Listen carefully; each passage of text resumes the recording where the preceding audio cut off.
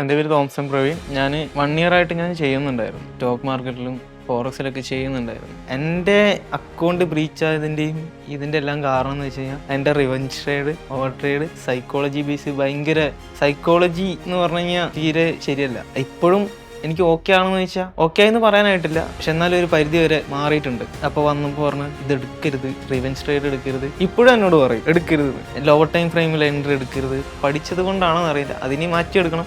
കുറേയൊക്കെ മാറി, അതെനിക്കും മനസ്സിലാവുന്നുണ്ട്, നല്ല രീതിയിൽ മാറിയിട്ടുണ്ട്. പിന്നെ എൻ്റെ ബ്രോൻ്റെ സെറ്റപ്സ് എനിക്ക് ആദ്യം നന്നായിട്ട് ഇംപ്ലിമെൻറ്റ് ചെയ്യാൻ പറ്റുന്ന ഒരു ബുദ്ധിമുട്ടൊന്നുമില്ല. ഇപ്പോഴും അതെ, ബുദ്ധിമുട്ടായിട്ടൊന്നും തോന്നിയിട്ടില്ല, നല്ല സെറ്റപ്പുകളാണ്. പിന്നെ ഫൗസാറിൻ്റെ ക്ലാസ് ICT ഇവിടെ വന്നു, അത് ഓക്കെ ആയി തോന്നി, എല്ലാം കംഫർട്ടബിളാണ്, ഞാൻ സാറ്റിസ്ഫൈഡ് ആണ്. പിന്നെ ഒരാൾ മാർക്കറ്റിൽ എങ്ങനെ ഇരിക്കുന്നു, റിയൽ മാർക്കറ്റിൽ ലൈവ് മാർക്കറ്റിൽ എങ്ങനെ ഇരിക്കുന്നു, അതാണ് അതിൻ്റെ അകത്ത് എക്സ്പീരിയൻസ് ആണ് നമ്മുടേതായിട്ടുള്ളൊരു എഡ്ജ് കണ്ടെത്തുക എന്ന്. അത് നമ്മൾ തന്നെ കണ്ടെത്തണം. അതിപ്പോൾ ആരെ കൊണ്ടും നമുക്കൊന്നും ചെയ്യാൻ പറ്റില്ല. ഇപ്പോൾ എത്രത്തോളം നമുക്ക് സ്ട്രാറ്റജി നമുക്ക് പറഞ്ഞു തരാൻ പറ്റും, എത്രത്തോളം മാർക്കറ്റിൽ ഇംപ്ലിമെൻറ്റ് ചെയ്യാൻ പറ്റും, അവരവരുടെ മാക്സിമം പറഞ്ഞു തന്നു. ആവശ്യമുള്ള സാധനങ്ങൾ, ആവശ്യമുള്ള സ്ട്രാറ്റജീസ്, ആവശ്യമുള്ള കാര്യങ്ങൾ മാത്രം പറഞ്ഞു തന്നു. അങ്ങനെ എനിക്കും തോന്നിയിട്ടുള്ളൂ. കാരണം ഞാൻ പഠിച്ചത് വെച്ച് നോക്കുമ്പോൾ, ഞാൻ മുന്നേ പഠിച്ചത് വെച്ച് നോക്കുമ്പോൾ ഒരുപാട് മിസ്സലേനിയസ് തിങ്സ് എന്ന് പറയാനായിട്ട് ഒരുപാട് സംഭവമുണ്ട്. അതൊന്നും ഇങ്ങനെ എനിക്ക് തോന്നിയിട്ടില്ല.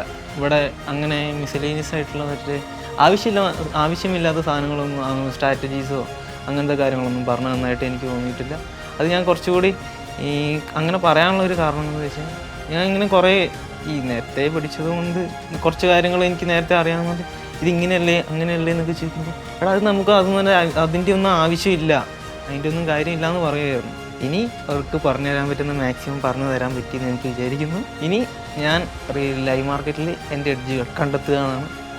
അത് എന്നെക്കൊണ്ടേ സാധിക്കും. അതിപ്പോൾ എത്ര മെൻറ്റർഷിപ്പ് എടുത്തു കഴിഞ്ഞാലും, എത്ര ആളുടെ കൂടെ ഒരുമിച്ചിരുന്ന് ട്രേഡ് ചെയ്ത് കഴിഞ്ഞാലും നമുക്കത് ഒരിക്കലും വർക്കാവില്ല. അപ്പോൾ നമ്മൾ നമ്മുടെ എന്താണോ പ്രാക്ടീസ് ചെയ്യുക, അത് ചെയ്യുക, കണ്ടെത്തുക.